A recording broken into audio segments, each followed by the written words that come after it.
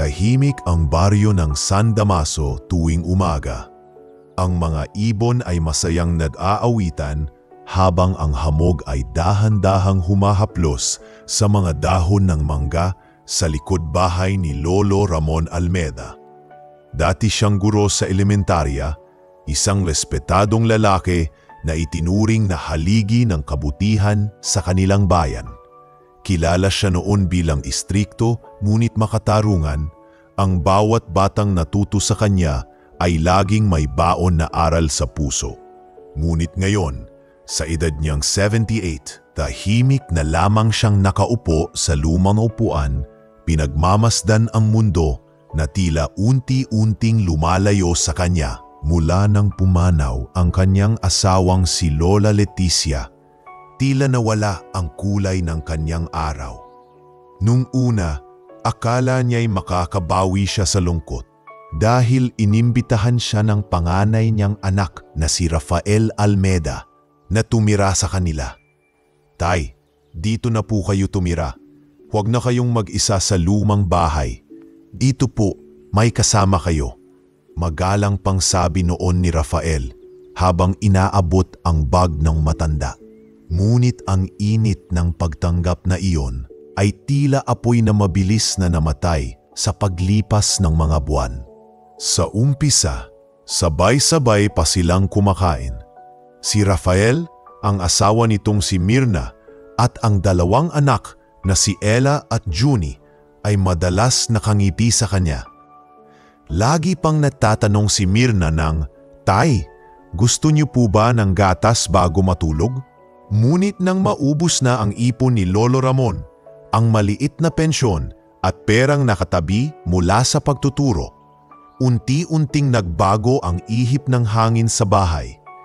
Isang gabi, habang nakaupo siya sa mesa, napansin niyang hindi siya tinawag agad para kumain. Nang siya'y lumapit, tila nagulat si Mirna. "Ah, tay, akala ko po tapos na kayo kumain. Sige po, may natira pang tulam sa kawali." Nang tingnan niya, 2 kutsarang kanin na lang at 1 pirasong tuyo ang natira. Tahimik niyang kinuha yon at naupo sa sulok ng mesa habang si Rafael ay busy sa cellphone at si Ella namay nagrereklamo tungkol sa bagong cellphone na gusto niya. "Rafa," mahinahon niyang sabi, "kamusta na yung tindahan niyo? Mukhang lumalaki na." Hindi siya nilingon ni Rafael. "Ayos lang, tay. Huwag niyo na pong isipin. Mahirap na po kayo. Magpahinga na lang." Parang palad na ginuhitan ng lamig ang dibdib ni Lolo Ramon. Dati, kahit isang simpleng tanong, pinahahalagahan. Pero ngayon, tila wala na siyang halaga. Tuwing kainan, walang gustong makipag-usap sa kanya. Si Mirna ay laging nakayuko sa cellphone. Si Ella at Junie naman ay tahimik lang, pero hindi dahil sa paggalang, kundi dahil abala rin sa kanilang mga gadget. Minsan, tinangkang magbiro ni Lolo. "Naalala niyo ba nung bata pa kayo, sumasama kayo sa akin sa eskwela?" Tanong niya kay Rafael. Ngunit sagot lang ni Rafael, malamig at maiksi. "Matagal na yon, tay. Huwag na nating pag-usapan ang nakaraan." Tumahimik si Lolo. Ang tinig ng kutsara at tinidor, sa pinggan na lang ang natitirang tunog sa buong hapag. Sa gabi, nakatingala siya sa kisame ng maliit na silid na binigay sa kanya. Sa tabi ng kama ay isang lumang larawan, si Lola Leticia, nakangiti habang hawak ang diploma ng kanilang anak. Dito niya madalas ibulalas ang bigat ng dibdib. "Leti," mahinang bulong niya, "saan ba ako nagkulang? Lahat ng oras ko, binigay ko sa mga bata, sa kanila, sa ating pamilya. Pero bakit parang wala na akong silbi ngayon?" Ang hangin na lamang ang sumagot sa kanya, kasabay ng paghihip nito sa kurtinang kupas. Kinabukasan, maagang bumangon si Lolo Ramon. Pinunasan niya ang lumang salamin at nagbuhos ng malamig na tubig sa palanggana. Sanay pa rin siya sa simpleng pamumuhay. Habang nag-aayos, narinig niyang nag-uusap sina Mirna at Rafael sa kusina. "Mahal, kailangan na nating dagdagan ang bayad sa kuryente. Ang dami kasing gamit ni tatay, lagi pang nagbubukas ng ilaw kahit araw. Reklamo ni Mirna. Hayaan mo, sasabihin ko mamaya, malamig na sagot ni Rafael. Hindi naman siya nakakatulong dito. Wala na nga siyang ipon, gusto pa niyang may sariling ilaw. Parang huminto ang oras sa pandinig ni Lolo. Hindi niya inasahang maririnig iyon sa sariling anak. Dahan-dahan siyang umatras, ayaw ipakitang narinig niyang lahat. Lumabas siya sa bakuran at naupo sa ilalim ng mangga. Doon niya muling binuksan ang lumang notebook na dati niyang ginagamit sa pagtuturo. Sa mga pahina, nagsimulang tumulo ang luha niya habang nagsusulat. Ang panahon ay marahas. Kapag wala ka nang maibigay, pati dugo mo'y tila wala ng halaga. Ilang batang kapitbahay ang lumapit at nakita siyang nagsusulat. "Lolo, ano po yan?" tanong ng isa. Ngumiti siya kahit pilit. "Mga kwento ng buhay anak, para maalala ng mga bata na ang magulang ay hindi lang tagapagbigay, kundi tagapagturo ng puso." Ngunit sa loob-loob niya, ramdam niya ang unti-unting paglayo ng mundong kanyang itinaguyod. Sa bawat araw na lumilipas, lalo niyang nararamdaman na hindi na siya bahagi ng pamilya, kundi isang bisitang pinayagang tumira ng pansamantala. At sa gabing iyon, habang pinapatay ni Rafael ang ilaw sa sala, isang tanong ang muling sumagi sa isip ni Lolo Ramon. Tanong na walang kasagutan. Hanggang kailan pa kaya ako tatanggapin bilang ama, bago nila tuluyang kalimutan na ako man ay nagmahal? Malamig ang hangin ng gabing iyon. Tahimik ang buong bahay maliban sa mahinang ugong ng bentilador at sa paglagitik ng sahig tuwing may naglalakad. Nakaupo si Lolo Ramon sa gilid ng kanyang kama, nakasandal sa pader, habang pinakikinggan ang mga mahihinang boses na nagmumula sa kabilang kwarto. Akala niya ay nananaginip lang siya, pero malinaw na naririnig niya ang bawat salita. "Ate, hanggang kailan ba natin titiisin to?" Boses iyon ni Melissa, ang ikalawa niyang anak. Lahat ng gastusin, dagdag dahil kay tatay. Ni hindi na nga nakakabawi si Kuya Rafael sa negosyo, tapos may isa pa tayong kakain dito araw-araw. Sumagot si Rafael, may halong inis ang tono. "Wala naman akong sinabing itataboy natin siya. Pero sana man lang alam niya kung kailan siya titigil. Wala na siyang trabaho, wala na rin siyang ipon. Hindi naman habang buhay puro awa." Tahimik lang si Lolo Ramon, parang may mabigat na bato sa dibdib. Dati, tuwing naririnig niya ang mga anak niyang nag-uusap, puno ng tawanan at pag-aalala. Pero ngayong gabi, bawat salita nila ay parang tinik na tumutusok sa puso niya. "Ayaw ko lang na mapag-usapan ng mga kapitbahay na pabigat siya sa atin," dugtong ni Melissa. "Kita mo yung tsismosa sa kanto? Tinanong ako kung bakit daw dito pa rin nakatira si tatay. Aba, nakakahiya, parang tayo pa yung walang pakialam na mga anak." "Kung ganun ang tingin mo," malamig na sagot ni Rafael, "edi dalhin mo siya sa inyo. Tignan natin kung tatagal ka." "Ha? Ako pa?" Nataas ang kilay ni Melissa. "May pamilya na rin ako at si Tomas, hayun, ni hindi makabayad ng renta sa inuupahan. Ewan ko ba sa mga kapatid natin, puro iwas. Kung tutuusin, dapat siya na lang ang umalis. Tutal, matanda na rin naman siya." Nang marinig iyon, hindi na napigilan ni Lolo Ramon ang pagtulo ng luha. Marahan niyang pinunasan ang pisngi, pinilit ng wag umiyak ng malakas. Gusto niyang isipin na dala lang ng pagod at emosyon ang mga narinig niya. Pero alam niyang hindi na iyon ang unang beses na siya'y pinag-uusapan sa ganoong paraan. Kinaumagahan, lumabas siya ng kwarto na parang wala siyang narinig. Ngunit napansin ni Rafael na hindi na siya ngumiti. Tahimik lang habang nagkakape sa gilid. "Tay, gusto niyo bang maglakad-lakad? Para makalabas din kayo?" Alok ni Rafael, kunwari mabait. Umiling lang si Lolo. "Hindi na anak, mas gusto kong dito lang. Malamig pa kasi." Pero alam ni Rafael, ramdam ni Lolo ang distansya. Hindi na rin siya nagtanong pa. Ang bawat pag-uusap nila ay paunti ng paunti hanggang sa tuluyan ng mabalutan ng katahimikan ang pagitan nila. Lumipas ang ilang linggo at dumating ang bunsong anak, si Tomas Almeda. Lasenggo at walang direksyon sa buhay. Pumasok ito sa bahay, amoy alak at sumigaw, "Kuya, mau pera ka ba dyan? May kailangan lang ako." "Wala akong pera, Tomas," sagot ni Rafael. "Kailan ka pa mag-aayos ng buhay mo?" Napangiti si Tomas ng mapanghamon. "Ayos naman ako ah. Kung ibebenta lang natin yung lupa sa probinsya, may pera na tayong lahat." "Hindi pwede," sabat ni Lolo Ramon mula sa sulok. "Ang lupang yon ay alaala ng nanay nyo. Huwag niyong ibebenta yon." Tumingin si Tomas sa kanya, nanlilisik ang mata.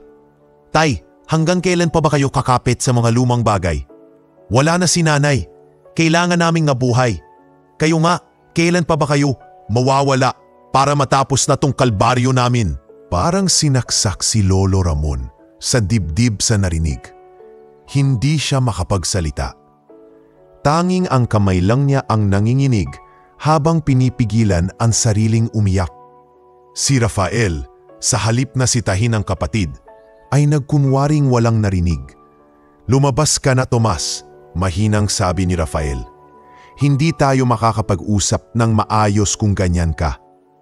Ngunit bago tuluyang umalis, sinigaw ni Tomas, "Hindi ko alam kung anong silbi pa ng matanda rito. Kung ako tatanungin, dapat nasa bahay ampunan na yan." Pagkasara ng pinto, matagal na tahimik ang bahay. Tanging tiktak ng orasan ang maririnig.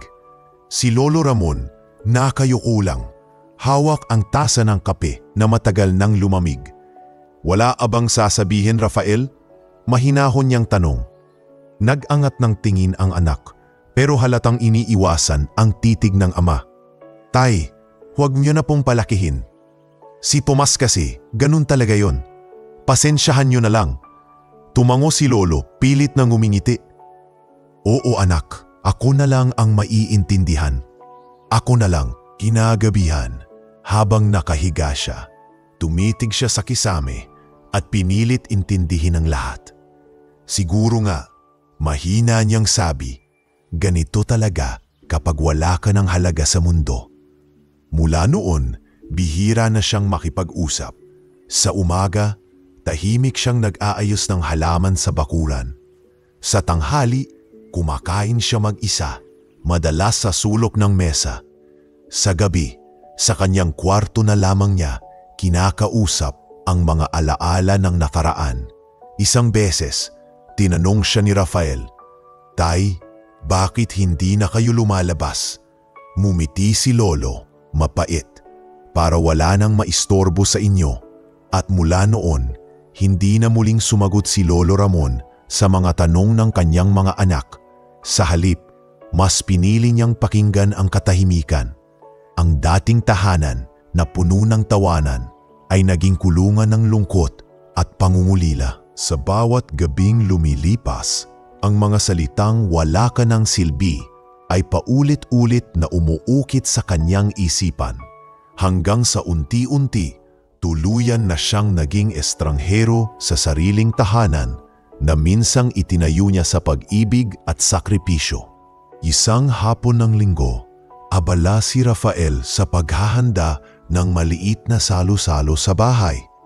May mga bisitang negosyante siyang darating at ayon sa kanya, importanteng kliyente raw ito. Puno ng pagkain ang mesa, nagliliwanag ang mga ilaw at abala si Mirna sa pag-aayos ng mesa habang si Ella at Junie ay tumatakbo sa paligid, naglalaro. Sa gilid ng sala, tahimik lang si Lolo Ramon. Nakaupo sa kanyang lumang upuan, pinagmamasdan ang kaguluhan. "Rafa," marahan niyang sabi, "gusto mo bang tulungan kita maghanda? Marunong pa naman akong magluto ng kaldereta. Paborito mo yun noon." Ngumiti si Rafael, ngunit halatang pilit. "Tay, wag na po. Iba kasi panlasa ng mga bisita ko. Modern taste na sila. Hindi na uso yung mga luto niyo noon. Napatango na lang si Lolong Ramon. Pilit na sinasakyan ang tono ng anak. Habang abala ang lahat, inabutan niya ng tubig si Mirna. Iha, bata na uuhaw ka, kanina pa ako nagtitimpla.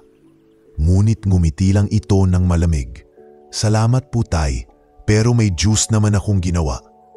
Ilang sandali pa, dumating na ang mga bisita. May mga mamahaling kotse, pormal na bihis at nagdadala ng mga regalo. Pinakilala ni Rafael ang kanyang pamilya at lahat ay nagpalakpakan sa tuwa. Ito po ang pamilya ko, sabi ni Rafael. At si Tatay Ramon, retirado na, mahilig sa halaman. Napangiti si Lolo Ramon at tumango.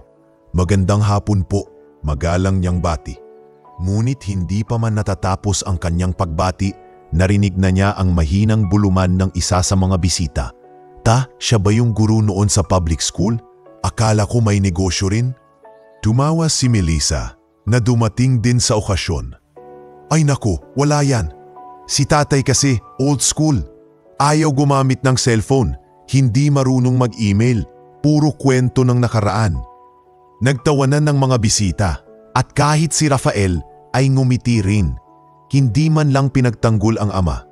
Oo nga, tay, biro pa niya.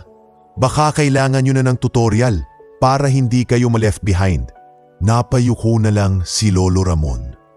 Hindi niya alam kung ano ang mas masakit, ang pagtawa ng iba o ang hindi paggalang ng sariling anak. Habang tumatagal ang gabi, nagpatuloy ang kasiyahan. Lahat ay nagtatawanan, nagkukwentuhan tungkol sa negosyo, habang si Lolo Ramon ay nakaupo lang sa sulok, tila usok na unti-unting naglalaho. Ilang beses siyang tinangkang isali ni Mirna sa usapan, pero halatang pampagood image lang sa bisita. Hanggang sa isang sandali, may narinig siyang isa sa mga bisitang nagsabi, "Ang ganda ng bahay mo, Raf. Siguro malaking tulong ng pamilya mo to, ano?" Ngumiti si Rafael, pero ang sumunod niyang salita ay parang sibat sa dibdib ni Lolo Ramon. "Ako lang po talaga lahat. Wala namang ambag yung iba, lalo na si tatay. Panay kwento lang, wala namang naiambag sa negosyo." Biglang tumahimik ang paligid. Lahat ng mata ay napunta kay Lolo Ramon na nakaupo pa rin sa gilid, parang tumigil ang oras. Tinangka niyang ngumiti, ngunit nanginginig ang labi niya. "Wala naman akong hinihinging ambag, anak. Gusto ko lang maramdaman na kasama pa rin ako." Ngunit ngumipi lang si Rafael, pilit at lumipat sa ibang usapan. Pagkatapos ng hapunan, umalis ang mga bisita na puno ng tawanan. Naiwan sa mesa ang mga basyo ng baso at mga pinagkainan. Lumapit si Melissa sa ama at tinitigan ito mula ulo hanggang paa. "Tay, minsan kasi dapat marunong din kayong sumabay sa panahon. Hindi pwedeng puro kabaitan lang, kailangan din ng diskarte." Ngumiti si Lolo Ramon, mahina. "Anak, hindi lahat ng tagumpay na susukat sa pera. E anong silbi niyon kung wala kang panggastos?" Balik ni Melissa, sabay tawa. "Tingnan mo nga, yung cellphone mo analog pa rin." Hindi na siya sumagot. Umalis siya sa mesa at dumiretso sa kanyang silid. Sa labas, narinig niyang muling nagbubulungan ang kanyang mga anak.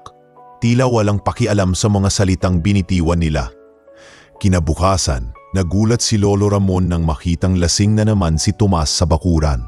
Amoy alak, nanginginig at galit na galit habang sinisigawan ng katulong. "Wala kang pakialam sa akin? Alam kong tinitingnan mo ko." Lumapit si Lolo Ramon. Mahinahon. "Tomas, anak, tama na. Hindi ganyan ang itinuro ko sa inyo. Kung may problema ka, harapin mo sa maayos na paraan." Ngunit sa halip na makinig, itinulak siya ni Tomas ng malakas. "Tumigil ka, tay. Tigilan mo yung mga sermon mo. Wala kang alam sa buhay ko. Tigilan mo akong pakialaman." Natumba si Lolo Ramon. Natamaan ng siko at ilang saglit bago siya tuluyang nakabangon. Si Rafael na nakakita sa eksena ay agad lumapit, pero hindi para pagalitan si Tomas. "Tay, pasensya na, lasing lang si Bunso. Huwag niyo na pong palakihin to." Pinunasan ni Lolo ang dugo sa braso at tumango. Oo anak, lasing lang, pero sa loob niya, parang pinitpit ang puso niya. Sa bawat araw na lumilipas, lalo siyang nagiging anino sa sariling bahay. Minsan, dumating ang ilang dati niyang estudyante upang bumisita. Dala-dala pa ang prutas at maliit na regalo. Ma'am, nandito po ba si Lolo Ramon? Tanong ng isa. Ngunit bago pa siya makalapit, lumabas si Mirna. Pasensya na, busy si tatay. Huwag na kayong pumasok, may sakit kasi siya. Narinig iyon ni Lolo Ramon mula sa bintana. Tahimik siyang umupo, pinagmamasdan ang mga batang minsang naging inspirasyon niya habang papalayo. Kinagabihan, habang nag-iimpake ng ilang lumang damit, tumitig siya sa larawan ng kanyang yumaong asawa. Letty, bulong niya. Baka tama na siguro. Hindi ko na kayang maging pabigat. Mas mabuti nang umalis ako bago pa ako tuluyang kalimutan. At sa unang liwanag ng umaga, walang nakapansin na umalis siya.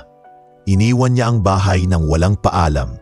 Dala lamang ang isang lumang bag, ang larawan ng asawa, at ang mabigat na pusong puno ng sugat na hindi kailanmang nakita ng kanyang mga anak. Lumipas ang ilang linggo mula nang umalis si Lolo Ramon sa bahay ng kanyang mga anak. Walang nakapansin sa pag-alis niya. Walang nagtanong. Walang naghanap. Ang tanging naiwan sa kanyang silid ay isang lumang rosaryo at isang pirasong papel na may nakasulat. Huwag kayong mag-alala. Kailangan ko lang ng katahimikan. Naglakad siya ng halos 2 araw. Walang direksyon. Walang baon kundi pagod at panalangin. Ang kanyang mga paa sugatan na at ang damit niyang minsan ay puti ay naging kulay alikabok.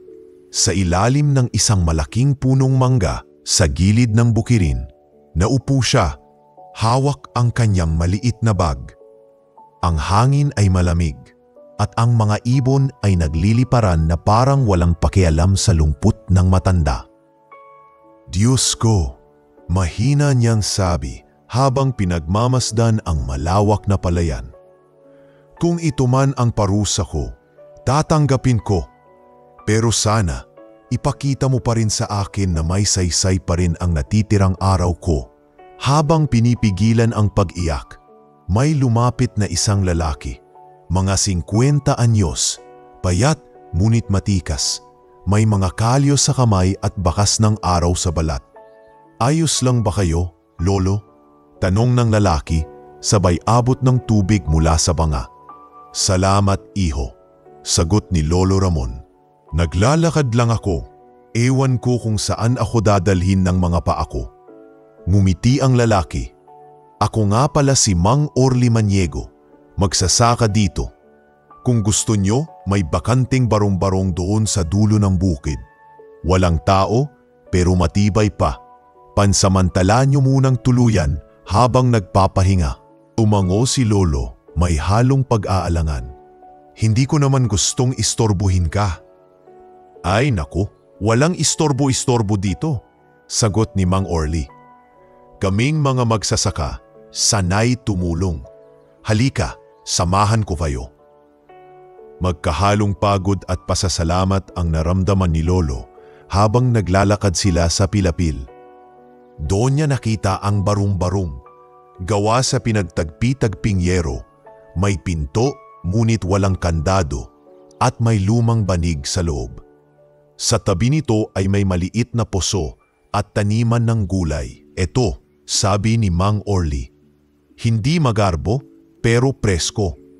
Kung gusto nyo, dito muna kayo. Ako na rin ang bahala sa pagkain. Wala akong kasama sa bahay, kaya ayos lang na may makausap. Hindi napigilan ni Lolo Ramon ang mapangiting may luha. Maraming salamat, Orly. Hindi ko alam kung paano ako makakabawi. Wala yun. Basta sabihin nyo kung anong kailangan nyo. Bukas, sabay tayo mag-almusal. Sagot ni Mang Orly bago siya iniwan. Kinagabihan, napahiga si Lolo Ramon sa banig. Pinagmamasdan ang bubong na may mga butas kung saan sumisilip ang mga bituin. Tahimik ang paligid, tanging kuliglig lang ang maririnig. Sa unang pagkakataon matapos ang mahabang panahon, naparamdam siya ng kapayapaan, hindi dahil sa ginhawa, kundi dahil sa katahimikang matagal nang nawala sa kanyang buhay. Kinabukasan, maagang bumangon si Lolo Ramon. Tinulungan niya si Mang Orly magdilig ng mga halaman at mag-ani ng kangkong at sitaw. Pagkatapos, umupo siya sa ilalim ng puno. May hawak na lumang notebook at lapis. Sinimulan niyang muling isulat ang mga kwento at tula na minsang nagbibigay sa kanya ng sigla. Ang puso ng magulang, sulat niya, ay parang lupa. Tinitiis ang init, ulan at lamig, pero patuloy pa ring nagbibigay buhay. Habang nagsusulat, ilang batang kalapit bahay ang lumapit. "Lolo, anong ginagawa niyo po?"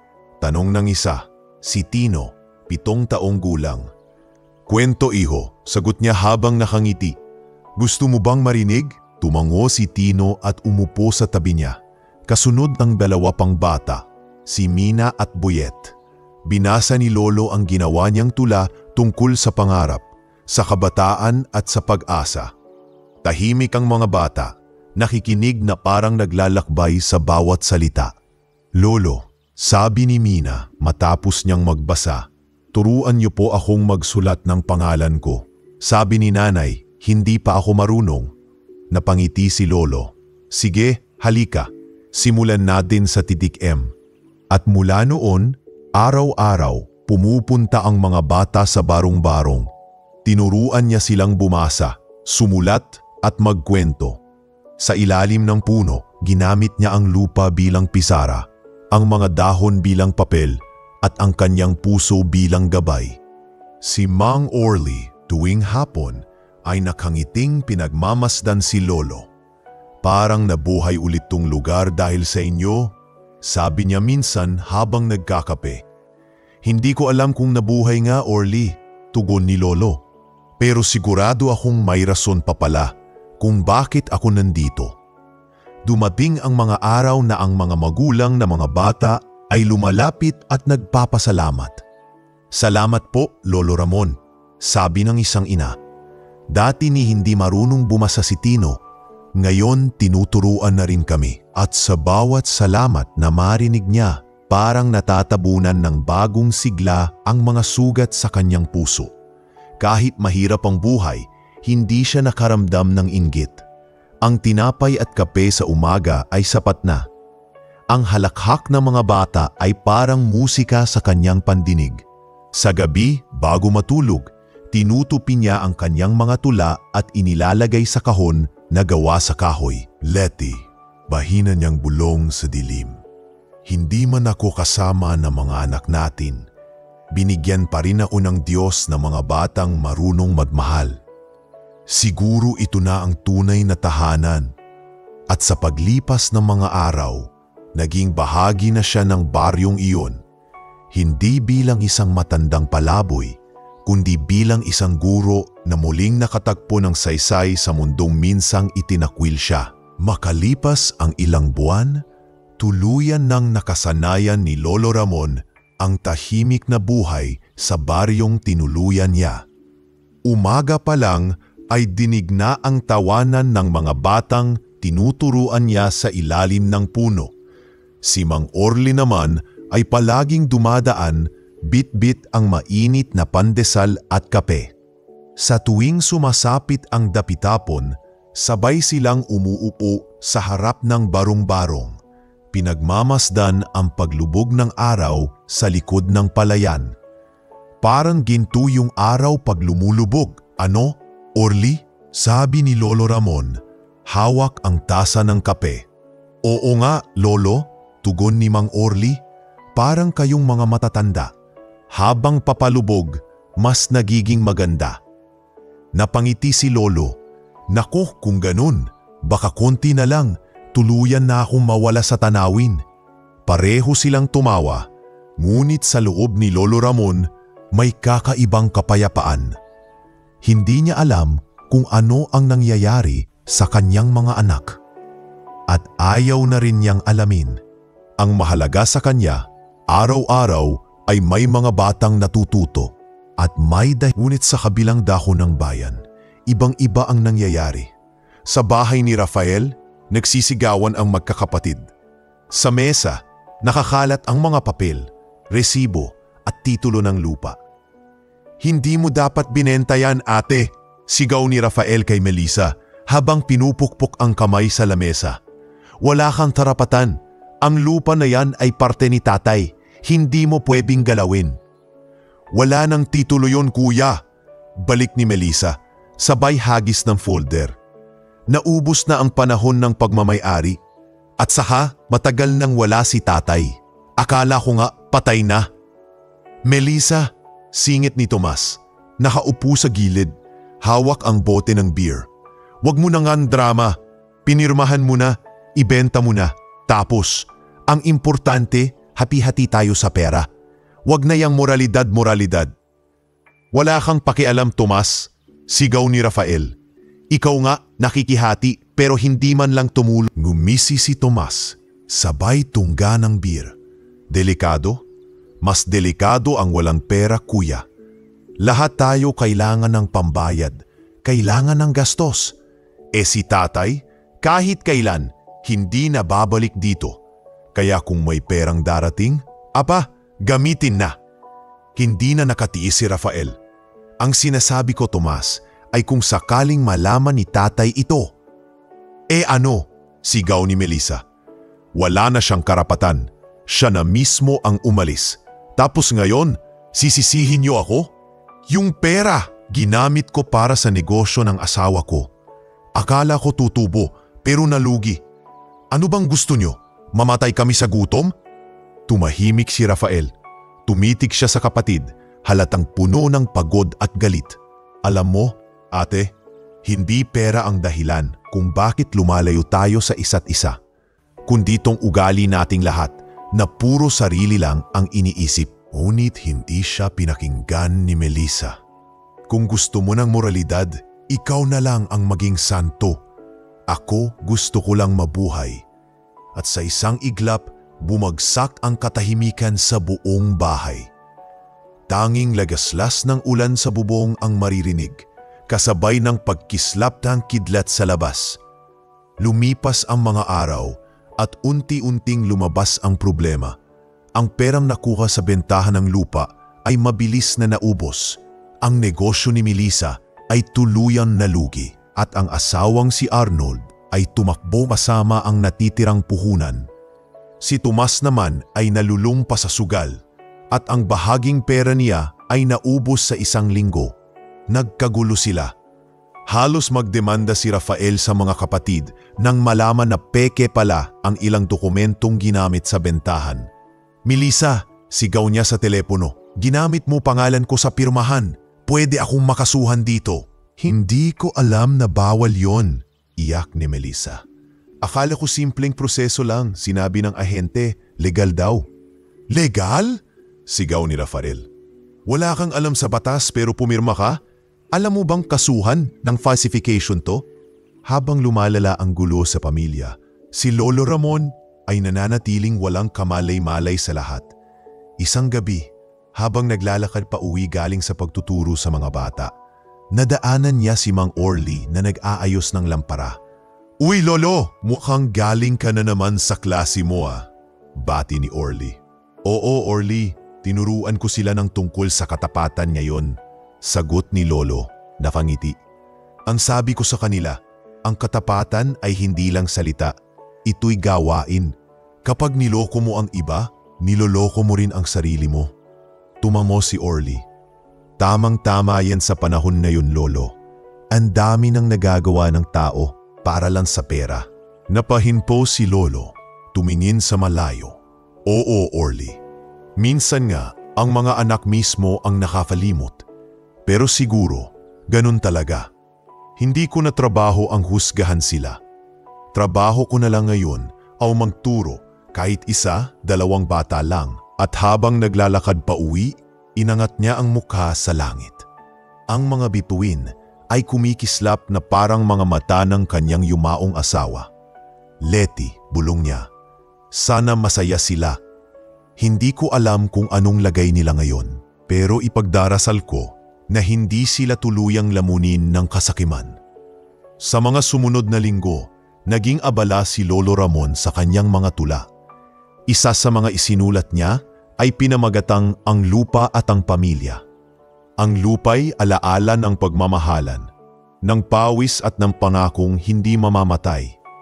Ngunit kung puso'y sakim at may kasinungalingan, ang lupa'y magiging abo sa hangin ng kasalanan. Hindi niya alam na ang tula niyang iyon ay magiging simbolo ng kasunod na unos, ang pagsabog ng kasakiman, pagsisihan at pagbagsak ng pamilya na minsang kanyang inaruga. At habang ang kanyang panulat ay patuloy sa paglikha ng kabutihan, ang mga anak naman niya ay tuluyan ng nilalamon ng kaguluhang sila mismo ang lumikha. Isang maaliwalas na umaga ang bumungad kay Lolo Ramon.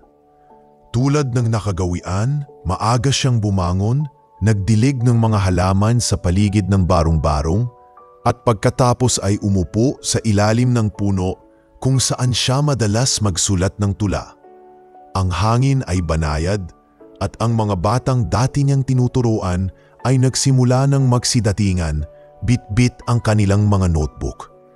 Ngunit bago pa man siya makapagsimula sa pagtuturo, may isang batang tumakbo papalapit, hingal na hingal.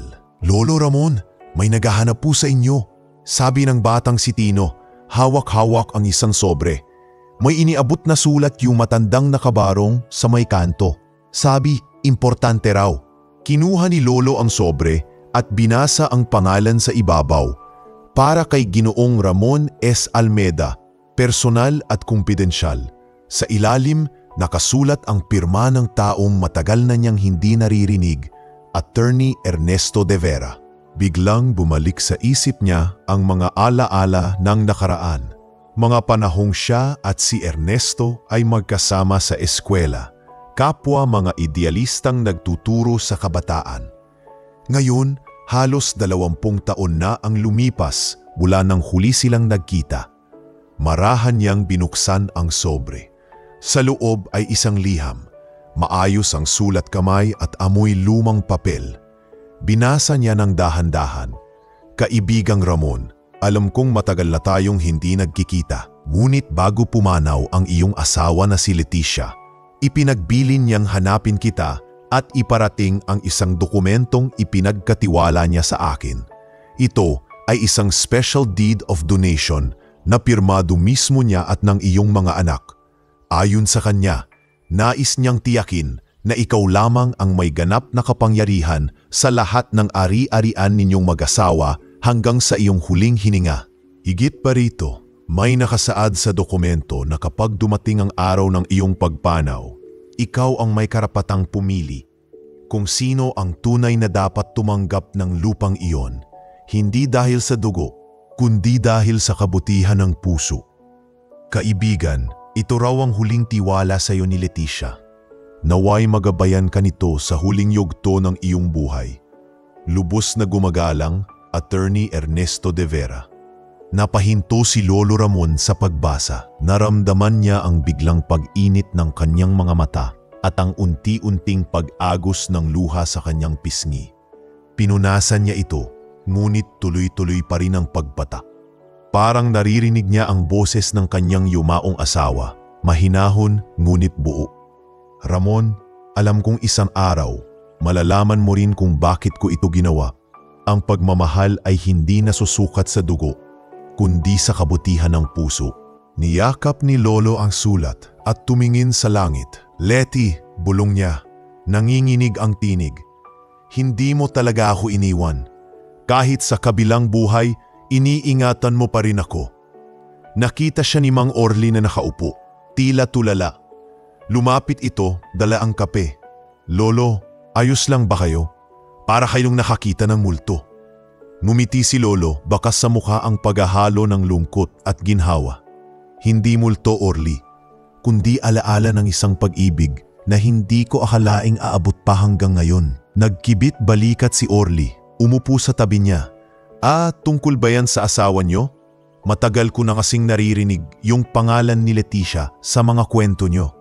Ano pong sabi sa sulat? Tahimik na iniabot ni Lolo ang dokumento. Binasa ito ni Orly sandali, tapos napailing. Aba, napakaganda nito, Lolo. Ibig sabihin nasa inyo pa rin lahat ng karapatan, yung mga anak nyo. Kung nalaman to, siguradong mangangatog sila sa kaba. Napatawa si Lolo, ngunit mapait. Hindi ko alam kung matutuwa ako o malulungkot. Ang totoo, Orly, matagal ko nang tinanggap na baka wala na silang pakialam sa akin. Pero ang ganitong liham, para bang muling binigyan ako ni Leti ng dahilan para magtiwala sa kabutihan. Tama yan, sabi ni Orly. Ang mabuting tao kahit kailan hindi nalulugi, hindi man sa pera pero sa puso. Ngunit sa kabila ng ginhawang naramdaman ni Lolo Ramon, may bahagi sa kanya na hindi mapakali. Nakatitig siya sa dokumento, pinipilit intindihin ang bigat ng nakasulat. Ikaw ang pipili kung sino ang tunay na tagapagmana ng lupa. Hindi niya alam kung sino ang karapat-dapat. Ang mga anak niya, kahit nagkasala, dugo pa rin niya. Pero ang mga batang tinuturuan niya araw-araw, sila ang nagbibigay sa kanya ng pag-asa. Sila ang bumuhay sa kanya noong iniwan siya ng mundo. Kinagabihan, habang nakahiga, paulit-ulit niyang binabasa ang sulat. Sa bawat linya, naririnig niya ang boses ng asawa. Ramon, pag-isipan mong mabuti. Ang kayamanan ay walang saysay kung hindi ito mapupunta sa kamay ng may kabutihan. Pinikit niya ang kanyang mga mata at nagdasal. Diyos ko, kung ito man ang huling misyon ko sa buhay, gabayan mo ako. Tulungan mo akong pumili ng tama. Sa labas dumaan ang malamig na hangin ng gabi. Dahan-dahang tumigil ang kuliglig sa pag-awit at sa katahimikan ng bukid. Naramdaman ni Lolo Ramon na kahit mag-isa siya sa mundo, hindi siya kailanman iniwan. Hindi ng kanyang asawa at lalong hindi ng Diyos. Nakatulog siyang mahigpit na yakap ang sulat na para bang iyon na lamang ang tanging sagot sa tanong na ilang taon nang bumabagabag sa kanya. May halaga pa ba ako? At sa unang pagkakataon matapos ang matagal na panahon, ngumiti siya bago pumikit. Dahil sa wakas, may dahilan na ulit siyang mabuhay. Hindi para maghiganti, kundi para tuparin ang huling pangako ng pag-ibig. Lumipas ang 3 taon mula nang matagpuan ni Lolo Ramon ang sulat ni Ater de Vera. Sa loob ng panahong iyon, naging mas kilala siya sa baryo bilang maestro ng mga bukid. Maraming batang natutong bumasa at sumulat dahil sa kanya. Ngunit sa likod ng mga ngiti at mga papuri, unti-unting bumibigay ang kanyang katawan. Minsan ay nilalagnat siya ng walang dahilan. Minsan ay hirap siyang huminga. Sa tuwing pinipilit niyang tumayo para magturo, nanginginig ang kanyang mga kamay. Lolo, sabi ni Mina, isa sa kanyang mga batang tinuturuan, bakit po kayo namumutla? Ngumiti si Lolo, pinilit ang lakas. Matanda na lang siguro talaga ako, iha. Pero ayos lang, basta nakikita kong natututo kayong lahat. Isang hapon, bigla siyang nawalan ng malay habang nagbubura ng pisara. Nagulat si Mang Orly, agad siyang pinuhat at isinakay sa kariton. Hawakan mo yung ulo niya, Boyet. Bilisan mo, sigaw ni Orly habang nagmamadaling tinutulak ang kariton papuntang bayan. Dinala nila si Lolo sa maliit na klinika sa bayan ni San Damaso, kung saan sinalubong sila ng mabait na doktor na si Dr. Velez. Matanda na siya, may kahinaan na ang puso. Paliwanag ni Dr. Velez, kailangan niya ng gamutan pero mukhang kulang kayo sa pera. Tumango si Mang Orly, halatang nag-aalala. Dok, tutulungan ko siya sa abot ng makakaya. Kahit magbenta ako ng ilang sako ng palay. Ngunit habang nakaratay si Lolo sa kama ng klinika, napansin niyang may pamilyar na boses sa labas. Isang lalaking galit na nakikipagtalo sa guard. Wala akong ninanakaw, bitawan mo ako. Lumabas si Dr. Velez at pinigilan ang gulo. Sa labas, nakita ni Lolo Ramon ang isang payat, gusgusing lalaki na may sugat sa noo, ang kanyang anak, Tomas Almeda. Tomas, mahinang tawag ni Lolo. Napalingon si Tomas at sa ilang segundo nagtama ang kanilang mga mata.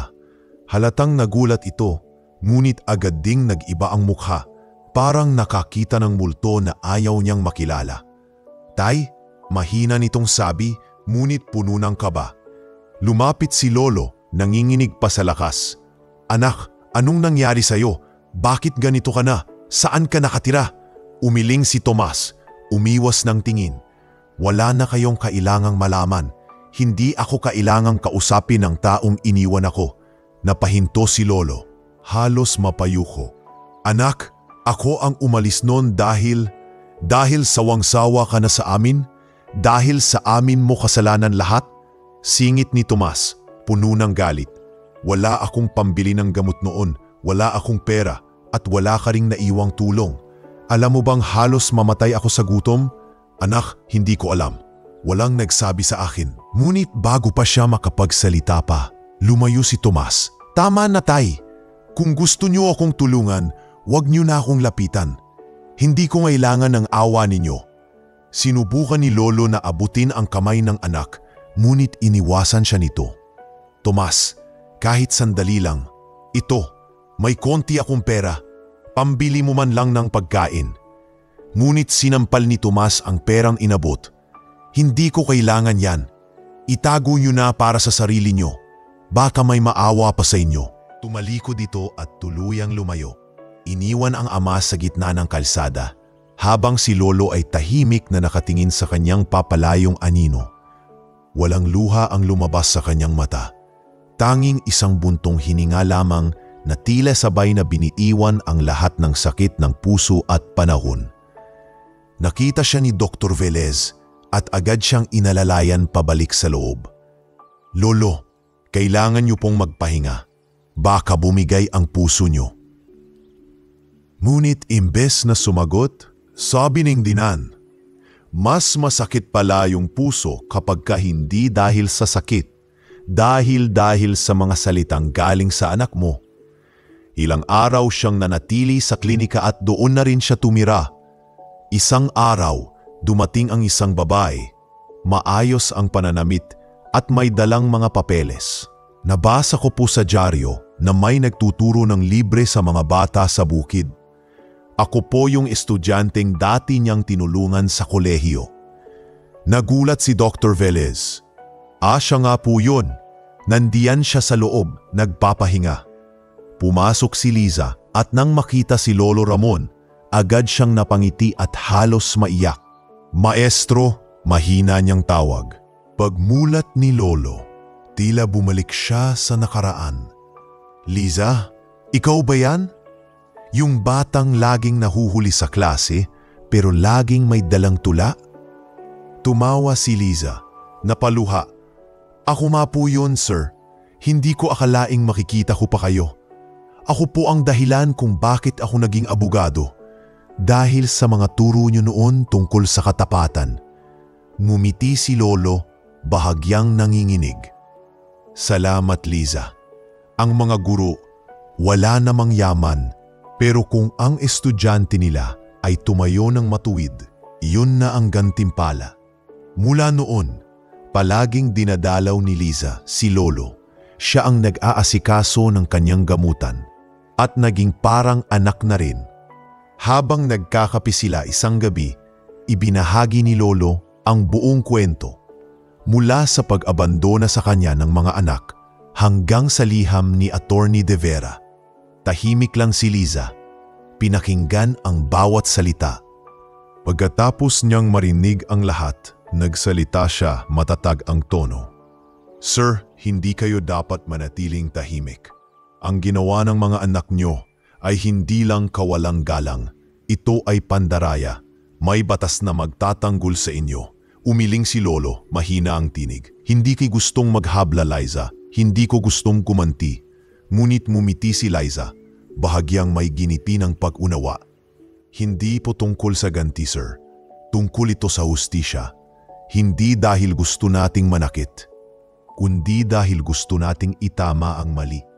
Hayaan niyong ako ang gumawa ng paraan. Hindi na siya nakasagot. Sa unang pagkakataon, may muling nagbigay sa kanya ng pag-asa. Isang estudyanteng minsan niyang tinulungan at ngayon siya namang handang ipagtanggol ang karapatan ng kanyang puso. Habang tumitingin sa labas ng bintana, napangiti si Lolo. Ang guro, bulong niya. Tunay ngang umaani ng bunga. Kahit sa mga panahong akala niya'y tapos na ang kanyang pagtuturo. Maagang nagising si Attorney Liza Carrion noong araw na iyon. Nakaayos na sa mesa ng kanyang opisina ang mga dokumentong hawak niya sa loob ng 3 taon. Ang mga papeles mula kay Attorney De Vera, ang lumang deed of donation ni Lola Leticia, at ang bagong testamento ni Lolo Ramon na pinirmahan nito ilang linggo na ang nakalipas. Hindi iyon basta-bastang araw para sa kanya. Ito ang araw na magpapakita ng hustisya sa isang lalaking minsan ay itinuring na walang halaga ng sarili niyang mga anak. Sa kabilang banda, si Lolo Ramon ay gising din ng maaga. Mahina na ang katawan, nanginginig ang kamay habang inaayos ni Liza ang kanyang barong. "Sir, siguraduhin niyo pong may lakas kayo ha," sabi ni Liza habang sinasapinan ng coat ang kanyang balikat. Mumiti si Lolo, mahina pero buo. "Liza, hindi ito tungkol sa lakas ng katawan. Matagal na akong mahina ron. Pero ngayon, kailangan kong ipakita na hindi ako mahina sa prinsipyo." Tumango si Liza. "At gagawin natin ito hindi para maghiganti, kundi para ipaalala sa kanila kung sino ang pinalitan nila ng kahihiyan." Pagdating nila sa munisipyo, naghihintay na roon ang mga anak ni Lolo Ramon. Si Rafael, si Melissa at si Tomas. Pawang porma lang bihis ngunit halatang walang gana. Si Rafael ay abala sa cellphone, panay ang tawag sa kaniyang assistant. Si Melissa naman ay nakapamewang, nakasalamin at halatang inis. Si Tomas ay mukhang wala sa sarili, halatang hangover, pero napilitan lang sumama dahil baka may makuha pa. "Ano ba naman tong pinatawag na to?" reklamo ni Melissa sabay sulyap sa kapatid. "Ang aga-aga, tapos sa munisipyo pa, kung tungkol to sa mana, sana pinadala na lang sa email. Sana nga matapos agad."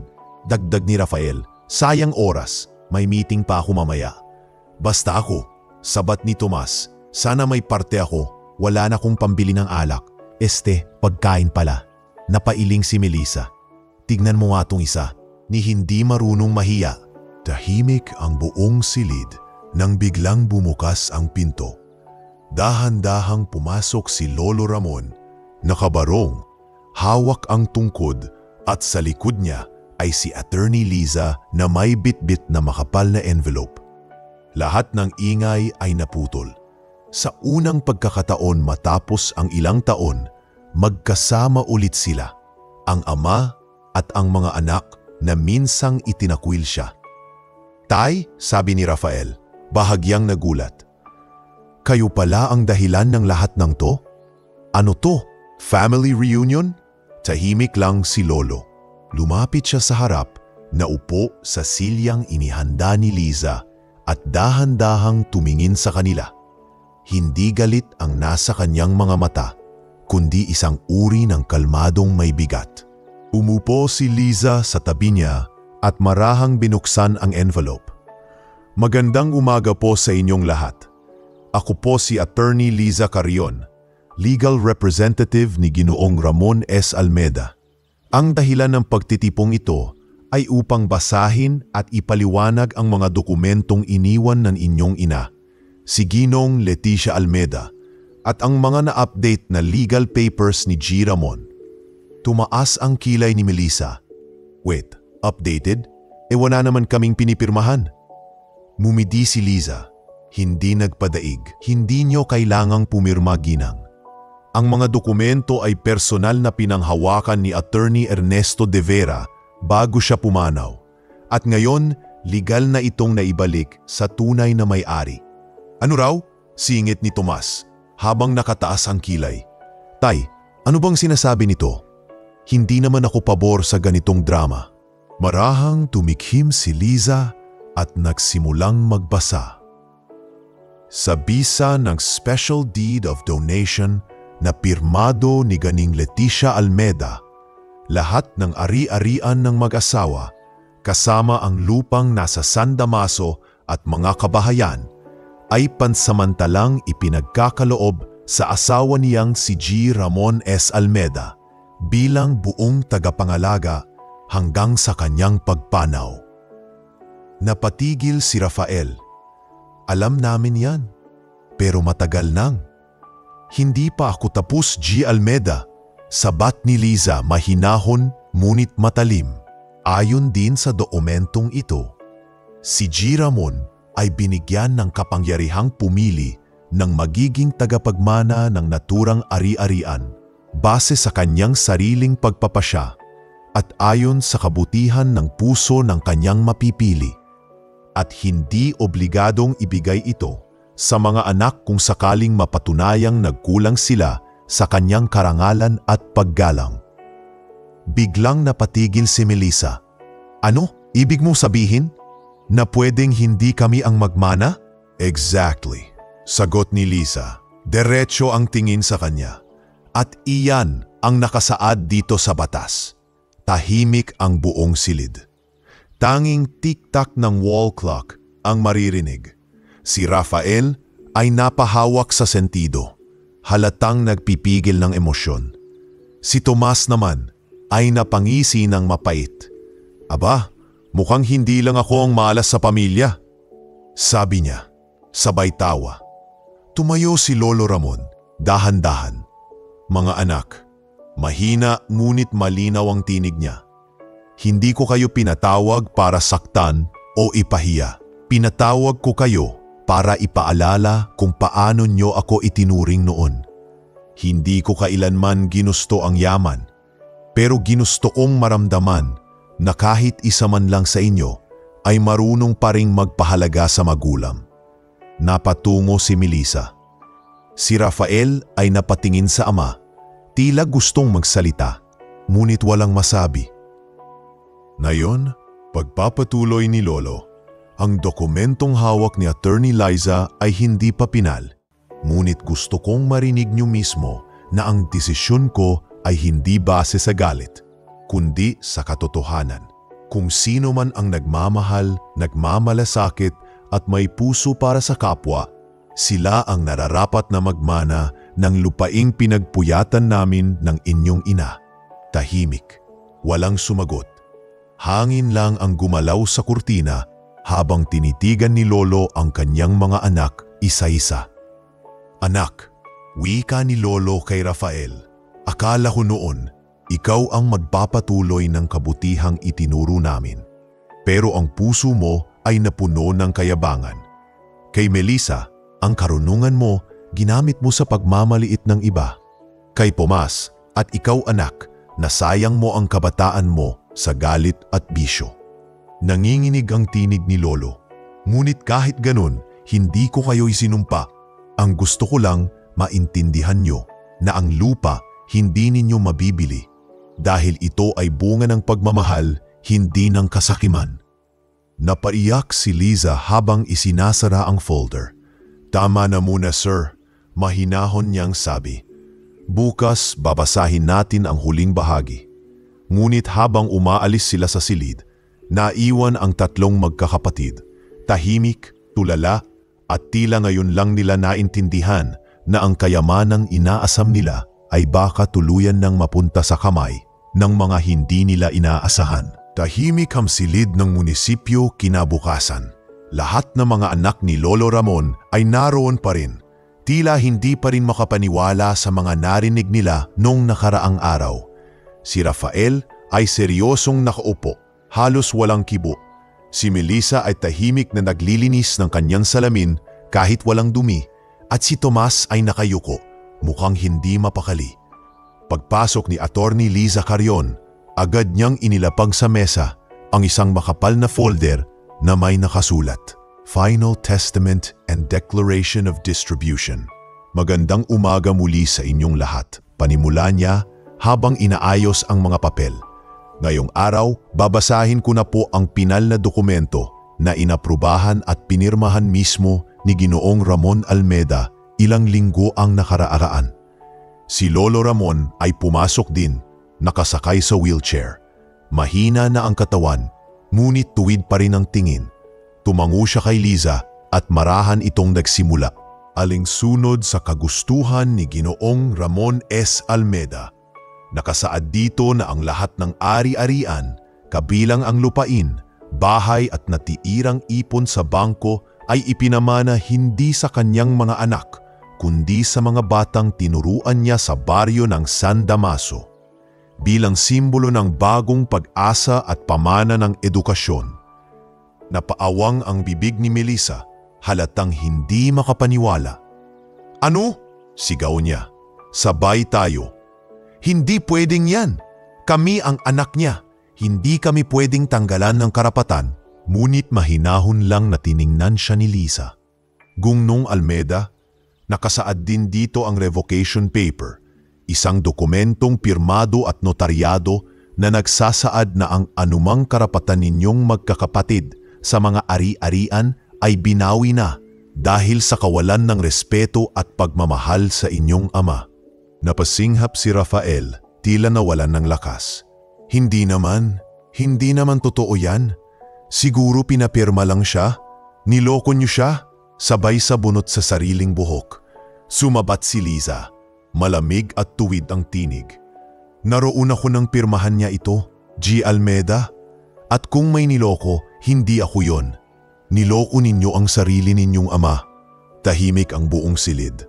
Tanging hikbi ni Melissa ang naririnig. Lumapit si Lolo Ramon. Pilit na itinayo ang sarili, kahit nanginginig na ang mga tuhod. "Hindi ko kayo pinatawag para parusahan." Mahina, ngunit malinaw ang kanyang boses. "Pinatawag ko kayo para matutunan ninyong ang tunay na kayamanan ay hindi ginto o lupa, kundi pagkatao." Lumapit si Tomas, umiyak na parang batang nawalan ng direksyon. "Tay, patawarin niyo po ako. Lasing ako noon. Hindi ko alam ang mga sinasabi ko. Hindi ko alam na ganito ang mangyayari." Lumuhod siya sa harapan ng kanyang ama, umiiyak habang hawak ang kamay nito. "Tay, kahit wala na po akong mamanahin, gusto ko lang pong marinig niyong pinatawad niyo ako." Marahang hinaplos ni Lolo Ramon ang ulo ng anak. "Matagal na kitang pinatawad, anak. Ang kasalanan ay nagiging sugat lang kapag hindi mo hinahayaan na gumaling." Bumangon ka, Tomas. Hindi pa huli ang lahat. Si Melissa ay napahagulgol din. "Tay, nagkamali ako. Mas inuna ko ang sarili kong luho kaysa sa inyo. Hindi ko nakita kung gaano kayo naghirap para sa amin. Sana mabawi ko pa yon." Ngumiti si Lolo kahit may luha sa mata. "Anak, ang pag-amin ay unang hakbang ng pagbabago. Hindi ko kailangang bawiin niyo ang nakaraan. Gusto ko lang matuto kayo mula rito." Tahimik si Rafael, ngunit kita sa mukha niya ang pagkalumo. "Tay," sabi niya, nanginginig ang boses. "Akala ko kasi kaya kong dalhin ang pangalan ng pamilya natin sa taas. Pero hindi ko napansin, sa pag-angat ko, ikaw pala ang naiwan sa baba." Ngumiti si Lolo Ramon, pinilit hawakan ang kamay ng anak. "Hindi kita sinisisi, anak. Ang pagkakamali ng magulang ay kapag hindi kayang magpatawad. At ako, matagal ko nang pinatawad ang lahat sa inyo. Pero gusto kong tandaan ninyo ito."